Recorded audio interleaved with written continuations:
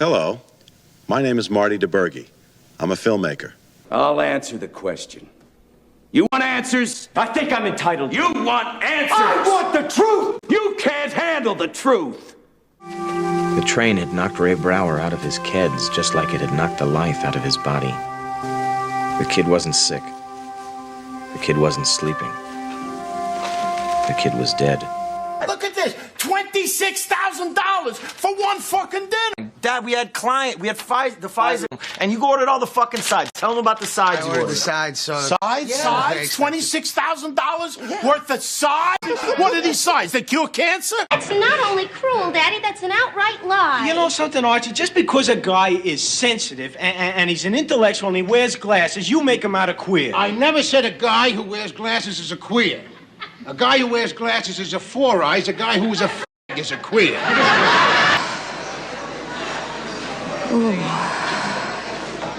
Are you okay? Oh, yes! Yes! Yes! Oh! I'll have what she's having.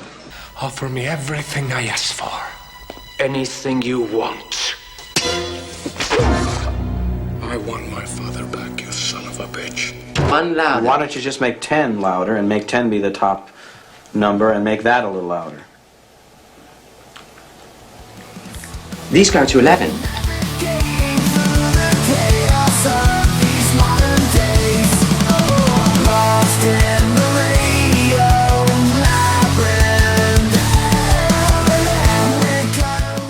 So we talk a lot about celebrities passing on this show, people who've made an impact on us, not just, some random person, but people who've had a real impact on our lives. And usually they pass away of natural causes, like Gerard, who played Buck Rogers in the 25th Century, who passed away today or yesterday. He was 82 years old. Or Tony Geary, who was 78 years old. He had been battling cancer for a long time. He was most famous for playing Luke Spencer on General Hospital. Luke and Laura, if you grew up in the 80s and your mom was addicted to soap operas. Listen, I used to skip school so I could watch those episodes at 3 o'clock on ABC every day. And he was also, who'd he play in UHF? I forgot. He was the mad scientist at the radio or at the TV station. That's right. He's been in a ton of things. But you don't expect to get push alerts from news organizations telling you that 2 bodies were discovered at Rob Reiner's house. And of course, for the longest time, they wouldn't say who they were, but everybody kind of figured it out. And it was like, well, both of them? What happened? Is it a Gene Hackman situation? And then you find out the terrible news that they were murdered by their own son, Nick. Allegedly, yeah. Allegedly? At this point. Yes, that's true. That's true. Allegedly murdered by their son. But to me, that was sort of a gut punch. Rob Reiner, all of our lives, we've grown up. He's been in our lives. If you're a fan of television and movies, starting with, I guess the first time anybody our age really saw him, he was Mike Stivic, a.k.a. Meathead on All in the Family, which was a groundbreaking sitcom. Norman Lear created several of those, but the first big one was All in the Family. There's all the stories are coming out now. It's just such a weird thing that I still can't. When I think about it,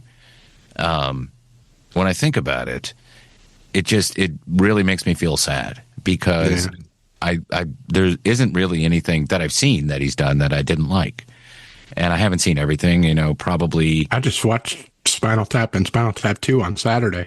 Well, I'm going to watch that before he died. I'm going to watch Spinal Tap 2 this weekend because I haven't seen it yet, and I noticed that HBO it's just started to stream. Yeah, and he just started that tour of the 40th anniversary of Stand By Me. Yeah.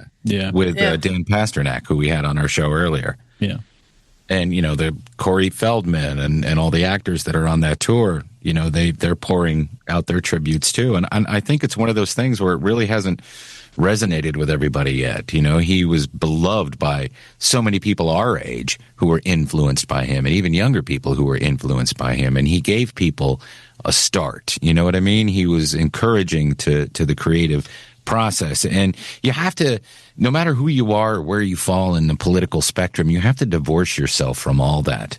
However you think, oh, well, he was this, he was a liberal. Well, so what? He was, or whatever. You have to just let all that shit go and think about, okay, this person created some brilliant art.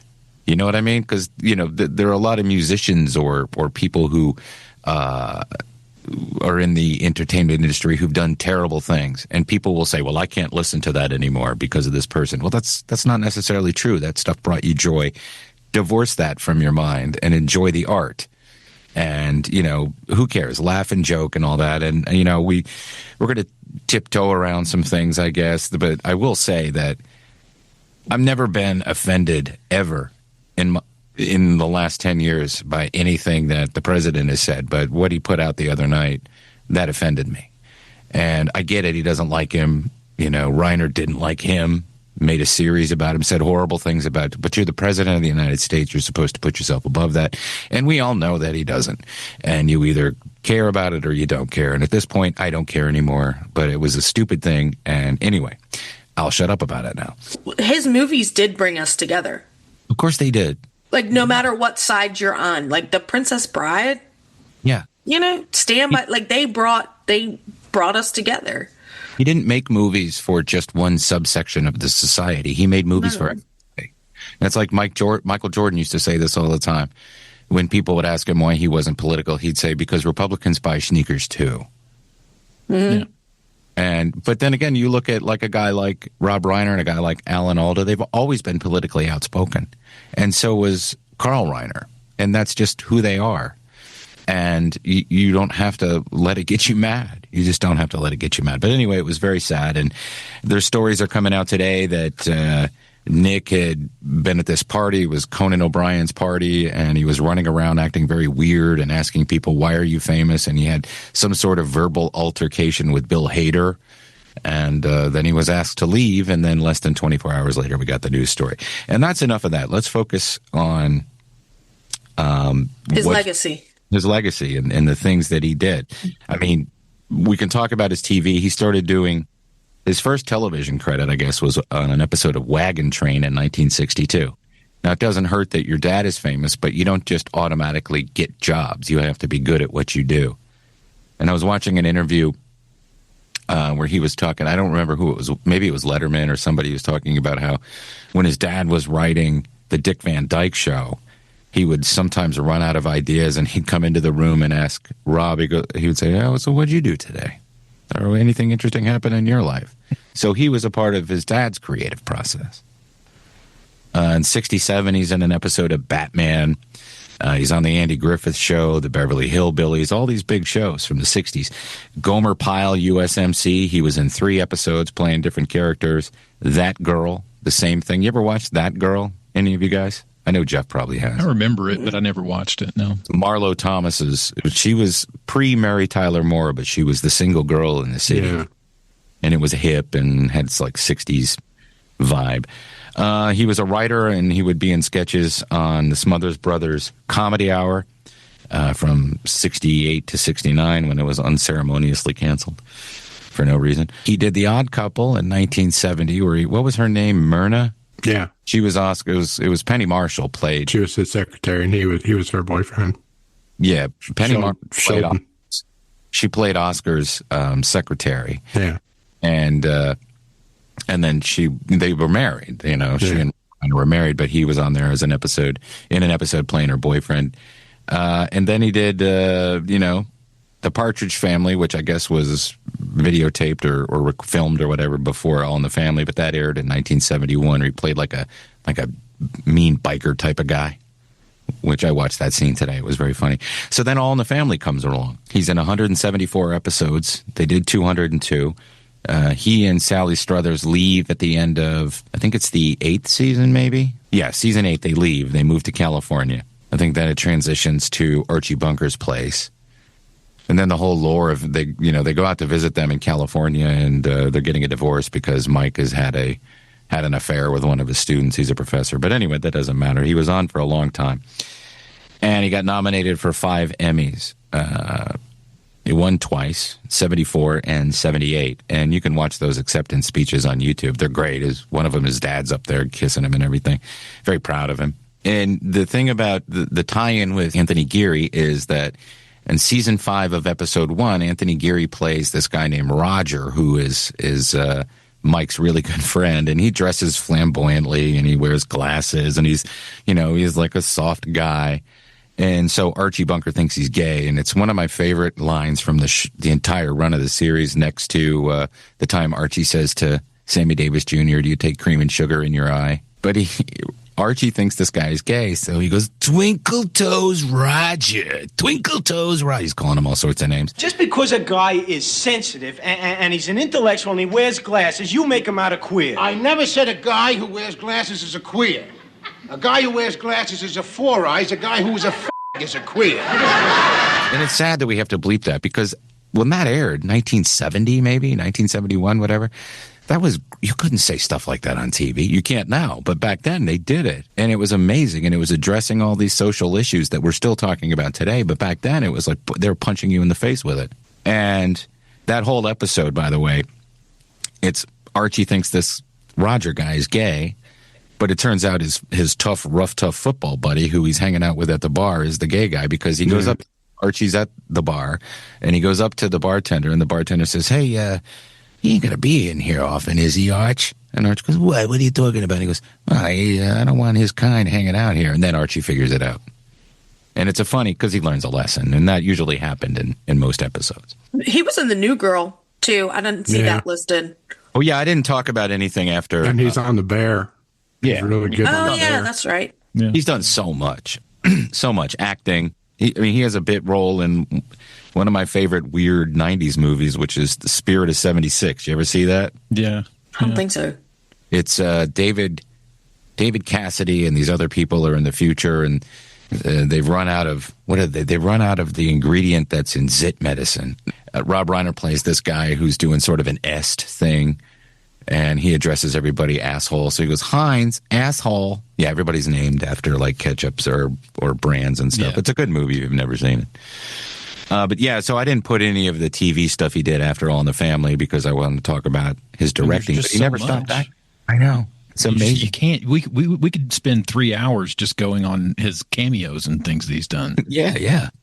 But I do find it interesting and ironically sad that his first film was Spinal Tap, and his last film was Spinal Tap. So he got to bookend his career with those, and not what he was expecting, I'm sure. Hey, Radio Labyrinth is also brought to you by the Punchline Comedy Club in Sandy Springs, Georgia. Tucked inside the legendary Landmark Diner, the Punchline remains Atlanta's longest-running premier comedy nightclub, where you can get a huge slab of cake, pancakes, or even a hamburger to satisfy any cravings you have while you're laughing. Make sure you tip your waitresses, please, and waiters. Or just servers. Why don't we just say that, Tim? It's 2025. This weekend at the Punchline, you have Sienna Hubert Ross, the 26th to the 28th of December, Maddie Smith, and, of course, the great big New Year's Eve live comedy show on New Year's Eve. In January, you got Will Burkhart from January 2nd to the 3rd, Troy Bond the 9th through the 11th, and January 15th through the 17th, comedian Greg Fitzsimmons.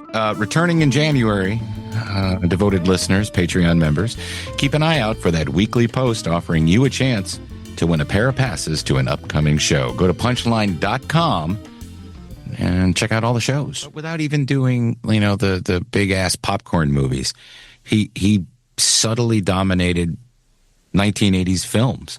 This is Spinal Tap, and these aren't even all of them, because, what's the one with John Cusack? The Sure Thing. Sure Thing from 1985. Yeah, that's one that wasn't a super huge hit, but people love that movie. But his first movie, again, this is Spinal Tap, 84. And then, The Sure Thing, Stand By Me, 1986, was defining for us. And that's a movie that, it's based off of a Stephen King. It was not his last, but it was his first Stephen King adaptation. And it was a great movie. The Princess Bride comes out in 1987. Everybody loves that. And if you don't, you're dumb. When Harry Met Sally comes out in 1989, which, again, was a great movie. I sort of got a little bit of a and Woody Allen type of vibe from that movie, but it was a little more accessible to general audiences than a Woody Allen type of film. And that was sort of based on how he met his wife, Did you hear the story he tells about that? Oh, tell me. In the original movie, like, they weren't supposed to be together. Oh, and okay. he met his wife while he was making that movie, and he changed the ending to where Harry and Sally ended up being together. And that was a good choice, because that made the movie happy. Now, I love Annie Hall, but they don't get together at the end, and it's not a happy ending. So, he did get to write the play. 1990, an Oscar-winning film, Misery. You see, he's been missing for quite some time now, and I know, it's so upsetting. I'm his #1 fan. I've got all his books, every sentence he ever put down. Misery comes out, and that was an almost page-for-page literal adaptation of Stephen King's book, which was scary and creepy, and I read the book before the movie came out, and, you're always worried that a film adaptation at the time would come out and not do the book justice, and it certainly did. And that character will forever be hers, and she won an Oscar for it. Yeah. Quite amazing. And then another one, this is the one he got the Oscar nomination for as a producer, A Few Good Men from 1992. I'll answer the question. You want answers? I think I'm entitled. You want answers? I want the truth! You can't handle the truth! Again, another quotable, kick-ass movie. And, there are others after that, but, that's really the big one. And you can find interviews where Kevin Pollak is talking about, working with him, or how Jack Nicholson doing that iconic scene. And it's just, I don't know. I'm still kind of... Again, it's just one of those things when celebrities die, it's like, oh, that person was old and this, but this was just such a shock, I mean, whether he produced it or whether he was in it or wrote it, he just had his hands in so much of our Gen X lore. It's unfathomable that he's gone, one, but how he had to go is just so sad that's what happens. It's inconceivable. You keep using the word. I don't think it means what you think it means. And he didn't hate being made fun of. When the South Park guys did that episode where he's eating throughout the entire episode. Yeah. You know what I'm talking about? Mm-hmm. Someone asked him about it, and he goes, I thought it was funny, but I'm not that fat. And, they also did that to Sally Struthers, but they turned her into Jabba the Hutt. Yeah. And so a lot of shows are going to be talking about him, and I'm going to be watching them. Because wasn't there a documentary about him a couple years ago, Jeff, or last year? I watched. Or what one was he in primarily? Or maybe it might even have been his dad. I don't know. Yeah. The Conan O'Brien part, I know we were talking about his legacy, so sorry that I backtracked. But the fact that they were at Conan O'Brien's party, that just put such, I don't know. I'm sure they didn't want to bring him to that party, but he was just doing so bad mentally. Yeah, they didn't want to leave him at home. They didn't want to leave him. Yeah. Yeah. I was going to say, like, with things like that, with addicts and stuff, you feel like if you keep them close. Yeah, you keep them close. Kind of guard them from themselves. Yeah. And they've been dealing with that for a very long time with him.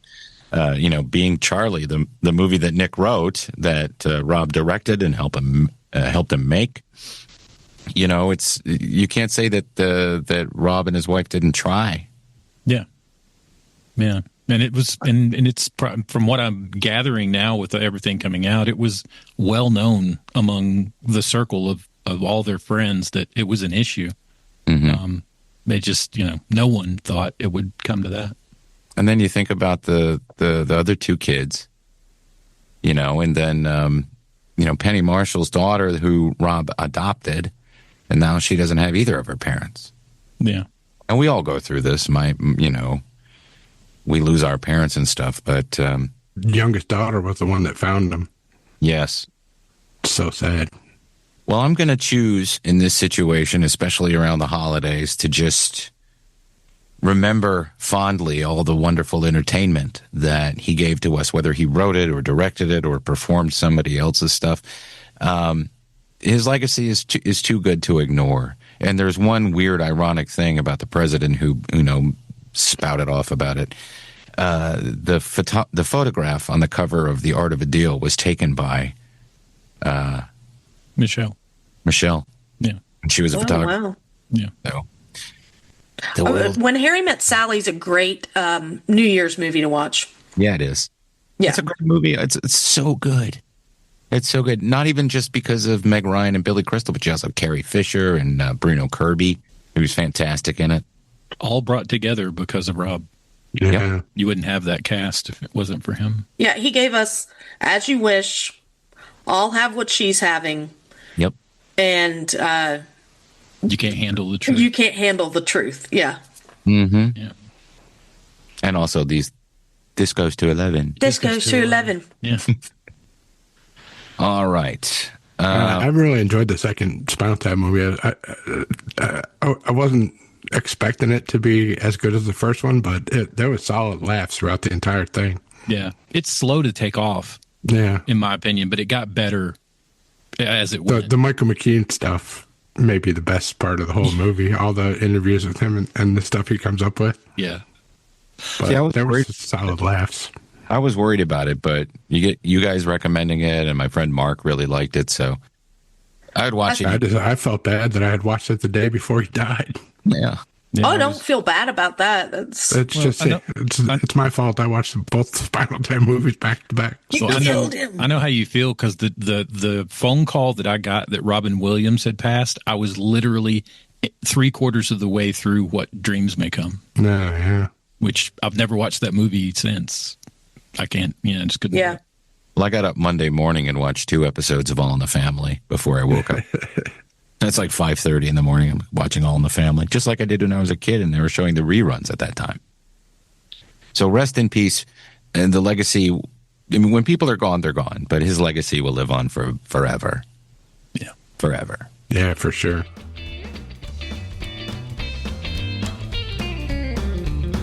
Hey, Radio Labyrinth has sponsors. In fact, we have 2 delightful sponsors I'd like to tell you about right now. The first one being our longest sponsor, Atlanta Pizza in Gyro in Conyers, proudly serving the East Metro Atlanta area for over 40 years. Atlanta Pizza in Gyro is the place to be, proudly serving you the best pizza and gyros in the city.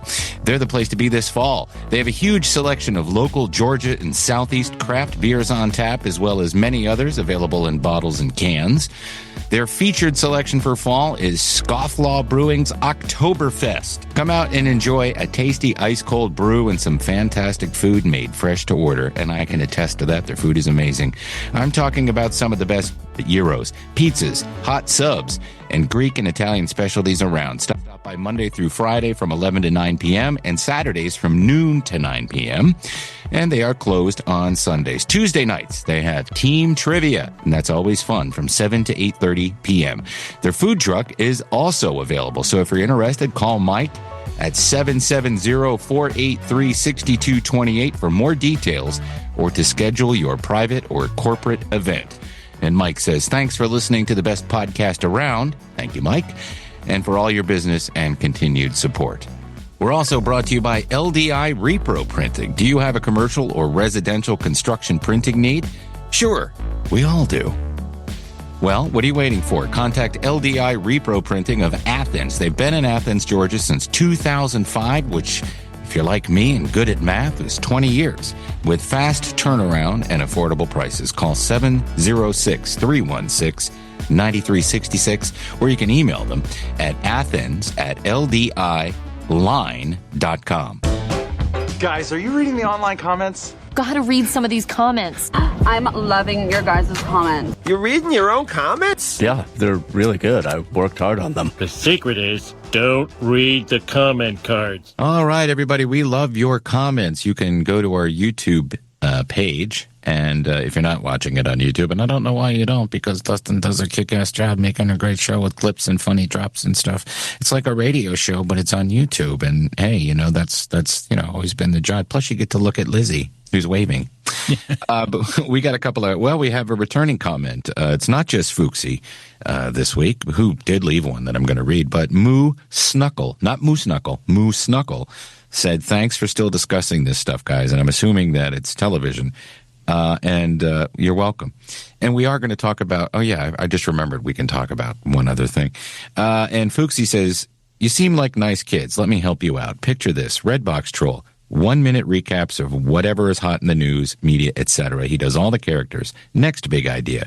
Feed the mayonnaise to the tuna. Call Starkist. That is a good idea. Thank you, Fuxie. Yeah. We completely glossed over talking about the final episode of It, Welcome to Derry. Which, okay, I need your thoughts. Okay. I agree with the time travel aspect of Pennywise seeing into the future and into the past. Mm-hmm. That I don't have a problem with. And as far as lore goes, that's about where it stops. Because I understand they have to tie everything together, but they're really reaching. They talk about him going to the future. They talk about him going to the past. I feel like the writers left it loose like that. Like they don't know what they're going to do. I feel like they didn't know how to close it. Yeah. I feel like they were like, we're going to talk about him going to the future and knowing Richie. We're also going to talk about, what if our parents have to do this? Or what if people before us have to do this fight? I just felt like they didn't know how to end it. The Mist thing was ridiculous. Yeah. And it wasn't supposed to be the Mist. I know, but Stephen King fans are like, okay, that's the Mist. That's a thinny. Well, it was awfully big for a thinny. It was in the whole fucking town. Yeah. There was no water. And the kids that at the high school, that was like weapons. Similar. They're probably, but they probably didn't get it from. They're probably making it during. So I'm not saying they copied weapons, but it reminded me a lot of the movie Weapons. I think that Striking While the Iron is Hot. Stranger Things for sure. You got the kids, but they don't have the character development that Stranger Things has. They don't have the interesting story that nobody's ever seen. The Deadlights is ridiculous to me. To me, the Deadlights reminds me of one of the monsters in Beetlejuice, except it's CGI and goofy looking. The dancing, the slow motion, the weirdness. And again, I will say this, that Chris Chalk is the best actor, bar none, the entire series. While you're mentioning him, the fact that he goes straight from that base to Colorado to the Overlook Hotel. Oh, wait, didn't you say he was going to England or something before? Europe to meet with a guy that owned a hotel. Yeah. We're supposed to believe he spends the rest of his life at the hotel. And it's all part of this cinematic universe building that they're going to do with Stephen King. And I'm sure there are a lot of Easter eggs that we haven't even noticed or talked about. And then there's those videos that'll show us those Easter eggs. Again, going back to reading the book when it first came out and reading it multiple times and enjoying the simplicity and the goofiness of the original television series and liking the first movie with Skarsgård in it somewhat. The second one not being very good at all to me. This series just seems so disjointed with a lot of messaging put into it that didn't need to be there, or that it has some sort of kryptonite that keeps him caged. That's not from the story. That's made up.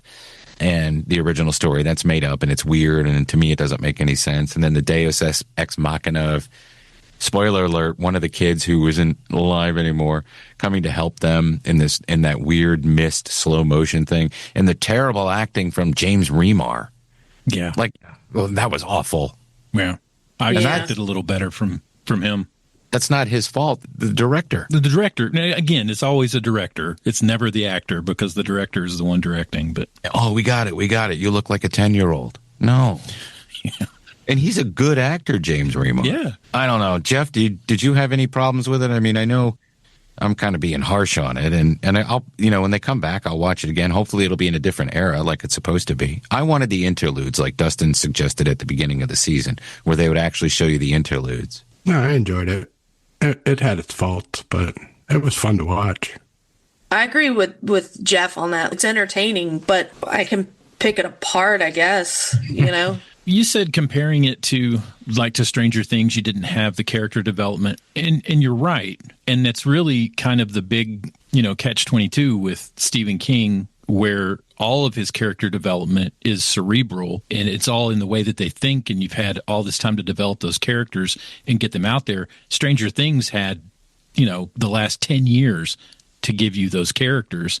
And so, it has more of you feel more connected to them. But they're not killing them off every 3 episodes. Right. And with this, you kind of know going into it that you're getting a view behind the curtain. You're looking at how the sausage was made from the book. And those are the things that are left out of the book for your mind to fill them in and give you that sense of wonder and imagination. And when you take that away and show somebody what it's supposed to be, then, you're going to have differences of opinion there for sure. Yeah, definitely. Because I completely disagree with the time travel thing. It doesn't make any sense to me. It does to you. I'm not going to argue. I see it from Pennywise's point of view. Yes. Yeah. But I don't see like they were kind of alluding to that Halloran had the ability to see into the other dimensions too. And that, that goes even beyond Danny's ability with The Shining. So when I'm 60, much stronger. When I'm 60 years old and the Dark Tower series finally comes out, I'm sure I will hate that too, but I'll be too old. I won't care. Did you watch Dr. Sleep, Tim? Yeah, I like Dr. Sleep. Yeah. I like the book too, which is quite long. Yeah. And there was so many, and that's what's weird about this story is there's been at least 4 or 5 different people have contributed to this ongoing story now in this lore. And you're going to have parts that just don't butt up right against each other. The fact that they made the first remake, the part 1, and they didn't know if they were going to make a part 2. So because of that, they changed things. And then when they went to make part 2, they had to add in this Native American aspect into it. And then that had to, in turn have to be translated into these shows. So it's a snowball effect that just all started with Kubrick making his changes, and we get that great movie, The Shining. At the same time, it took away from the lore itself in the long run. But he didn't care about the lore. He wanted to make that movie, which to him was more about isolation than anything else. Yeah, the mental part of it for Jack. But yeah, and then, it's Stephen King. I'll enjoy any of it. So yeah.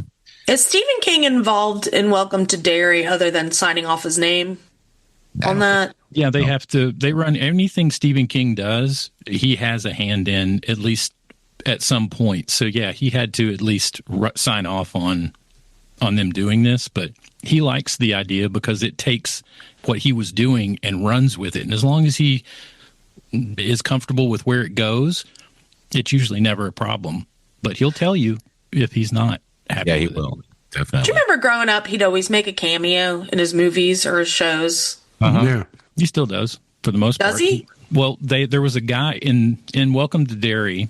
It wasn't him, but in the store that the Native American lady owns, the little thrift store, that's the store where Silver, the bicycle, was during It too, when and he comes in there and he's working in there. Well, that same guy, there's a younger version of him working in there in the show. That was as close as it was in this one. But yeah, he usually is in all of them, but he's getting old. He can't really do much. Yeah. That in a movie, he didn't even write it. He went, meteor shit. Yeah. I remember in Creepshow. Creepshow is a good movie. One day we'll have to rewatch it and talk about it.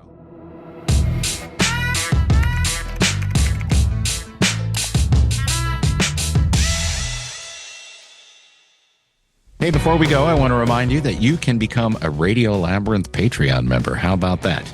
Radio Labyrinth listeners, you radios, you can support us for the low cost of $5 a month. Only $5 a month. That's it. That's the only tier moving forward. You can keep it where it was before or lower it to $5, whatever you want to do. And this is aside from the executive producers. If you're paying more and want to reduce it, go ahead. Tariffs are hitting us hard. No, they're not. I mean, they're beautiful. The economy's great. And for anyone on the fence or looking to support us, make sure you add your address to the Patreon profile so we can get it and mail you a thank you letter and our latest sticker, which all went out last week. And for the executive producers, we'd love to have you join us as guests on Radios in the Dark. So far, we've had Mike Hall from Atlanta Pizza in Gyro and another special guest coming up soon. But it's your show, and you help us keep it going with your generous donations, and we'd love to have you join us for the live Patreon show, Radios in the Dark. For $25 a month, you become a producer, an executive producer, that's your title, and you'll get a sticker, a shirt of your choice from our merch store, and a weekly shout-out on the show, plus the aforementioned opportunity to sit in with us while we record the live Patreon show. So without any further ado, let's thank our most recent additions to the producer column. Pat Squatch Talk Turner, and I will give you a plug for your podcast, Squatch Talk, Pat Turner. Scott Augustine. We also have Mike Walker, John Allen, Matt Carter, Chris Chandler, Mike D., Jim Fortner, Terry Fuller, Roby Neely, Jeff Peterson, Tim Slayton, and Brian and DJ Chelsea Smith. So thank you guys very much for supporting us. All right, that's this week's episode. Rest in peace to Rob Reiner and his wife, Michelle. I hope everybody has a very Merry Christmas. Next week on the show, we have an interview with, good luck, Dustin, with Lee Romer. And it'll be us and some clips and a little screen with a picture of him on it. But it'll be good. And we're also going to, look back at some of the fun interviews we did this year and some of our top episodes. So please remember to keep it canon. Canon. What do you say? All good things come to an end. What's that got to do with this show? Lost in the rain.